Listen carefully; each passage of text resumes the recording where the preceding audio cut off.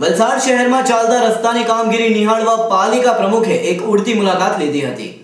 વલસાડ નગરપાલિકા હદ વિસ્તારમાં છેલ્લા થોડા દિવસોથી માર્ગના નવીનીકરણની કામગીરી પૂરજોરમાં ચાલી રહી છે। જે કામગીરી જોવા માટે આજરોજ પાલિકા પ્રમુખ રાજુભાઈ પટેલ નીકળ્યા હતા અને જ્યાં જ્યાં રોડ બનાવવાની કામગીરી ચાલી રહી હતી ત્યાં કામ કરતા કર્મચારીઓને જરૂરી સૂચનો આપ્યા હતા।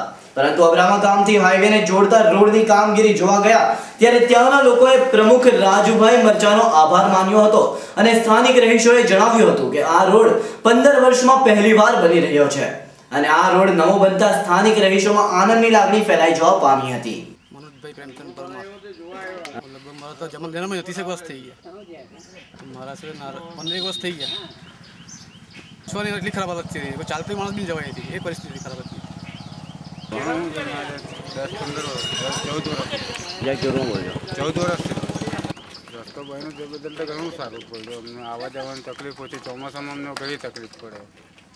વધારે કોઈ મોટી ગાડીઓ જાય ને અમુક કંપનીઓ વાળી તો કોઈ પેલું પાણીની તકલીફ આવે તો બધા ખાડા ખોદાઈ જાય, કંઈ એ થઈ જાય, કોઈ ગાડી ફસી જાય, કંઈ ને કંઈ તકલીફ થાય જ કરે। ઘણું સારું થયું, અમને આવવા જવાની તકલીફ ઓછી થઈ ગઈ। રાતના બી છોકરાઓ કંઈ સ્ટેશન ગયેલા હોય તો તેઓ બી આવવા જવાની લોકોની તકલીફ ઘણી સારું થયું। શૈલેષ પટેલ, વલસાડ નગરપાલિકા માજી સભ્ય। આજરોજ વલસાડ નગરપાલિકા દ્વારા જે વર્ષોથી જર્જરિત એવો રોડ આ અબ્રામા ઝોન ઓફિસથી લઈને હાઈવે સુધીનો એ લગભગ 1.5 કિલોમીટર જેટલો લાંબો રોડ છે। આ રોડ વર્ષોથી જર્જરિત હાલતમાં, જેવી કરીને હું જે સમયે સભ્ય હતો, મતલબ આજે છેલ્લા 2.5 થી 4 વર્ષ જેવા થઈ ગયા કે તે કાર્યકાળમાં આ રસ્તાની કોઈ કાર્યવાહી થઈ ન હતી।